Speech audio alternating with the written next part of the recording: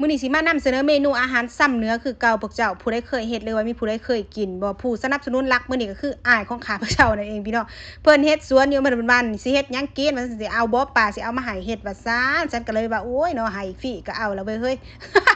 อันนี้เว้าหยอกเว้าหัวเด้อพี่น้องเด้ออันนี้คือปลาอ้ายเพิ่นเลี้ยงไว้ว่าจังซี่เนาะเลี้ยงแบบปล่อยเลี้ยงแบบธรรมชาติแบบว่าบ่ค่อยได้คุ้นหัวอาหารมันก็เลยโตบ่ใหญ่ปานใดแต่ว่าความแซ่บความนัวมันสุดยอดเลยพี่น้องมันก็บ่ได้หลายนั่นได้ปลามา3-4ตัวมื้อนี้ก็บอกว่าเอาซ้ำนี่แหละเพราะว่าเอามาหลายมันก็สิกินบ่เบิดอีกอย่างนึงเอาไว้ยอมกินไว้หลายคาบหลายมื้อแน่จังซี่เนาะปลานี่ก็ล้างทำความสะอาดให้มันดีแผ่ออกแบบนี้เลยพี่น้องเอาใส่เอาหยังมันออกให้มันเบิดเลยบาดนี้ก็สิมาเตรียมเฮ็ดเนาะเครื่องเคียงที่จะเฮ็ดมื้อนี้ก็จะมีตามที่เห็นพี่น้องมีผักชีบักพริกหอมแดงกระเทียมแล้วก็ขิงน้อยผงนัวหรือว่า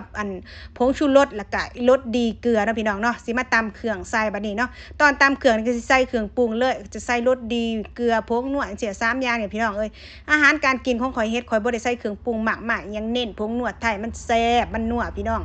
ตำให้มันละเอียดแล้วก็ใส่ต้นหอมแล้วก็ผักชีลงไปตำยั่วๆๆๆให้มันเข้ากันอีกเทื่อนึงพี่น้องบ่ต้องตำให้มันละเอียดหลายนะเพราะว่าคันละเอียดหลายมันสิบ่แซ่บนะพี่น้องตำให้มันละเอียดแบบนี้แล้วก็เอามาท่าใส่โตปลาแบบนี้เลยพี่น้องท่าใส่ทั้งหน้าทั้งหลังหรือว่าทั้งโตมันน่ะท่าให้มันเข้าเนื้อเข้าหนังพี่น้องปาดๆออกมาเนี่ยมันจังซึมเข้านะพี่น้องเอ้ยแล้วก็พับหรือว่าทบเข้าแบบนี้เลยเมนูนี้บ้านเกิดเมืองนอนของข่อยเอิ้นว่าเมนูปลาปิ่งตบพี่น้องส่วนตัวนี้บ่ได้ใส่บักพริกเพราะว่าเฮ็ดให้หลานแบบหลานชายนี่ก็บ่ค่อยมักกินปลาปานใดพี่น้องมีหลานผู้ใดเป็นคือหลานข่อยเนี่ยปลาเนี่ยเพิ่นบ่มักโง่คือกันพี่น้องแต่ว่าข่อยมักก็สิบังคับให้เพิ่นกินนั่นล่ะพี่น้องบ่ต้องซื้ออันอื่นเนาะกินหยังก็กินนำกันโลดบัดนี้เนาะข่อยสิมาก่อเตาถ่านพี่น้องเตาถ่านก็ลังสไตล์บ้านนาบ้านทุ่งเด้อพี่น้องเด้อบ่ต้องดราม่าเตาถ่านก็สิว่าคือว่าเป็นจังซี่เนาะพี่น้องเนาะเฮ็ดอยู่น้องปลานี่แหละเฮ็ดแบบง่ายๆเฮ็ดแบบได้สะดวกเจ้าของก็เฮ็ดเอาโลดพี่น้องเน้นความแซ่บความนัวคือเก่าพวกเจ้าเอ้ยหลังจากก่อเตาถ่านมาได้ทีก็เอาปลาเฮามาปิ้งเลยบ้านเกิดเมืองนอนข่อยเอิ้นเมนูปลาปิ้งตบโตเติบหั่นจังซี่เนาะอันนี้คือภาษาซ้ำเนื้อเด้อพี่น้อง ปิ้งไปปิ้งมาปลามันก็สุกได้ทีจนประมาณจัก6:30 7:00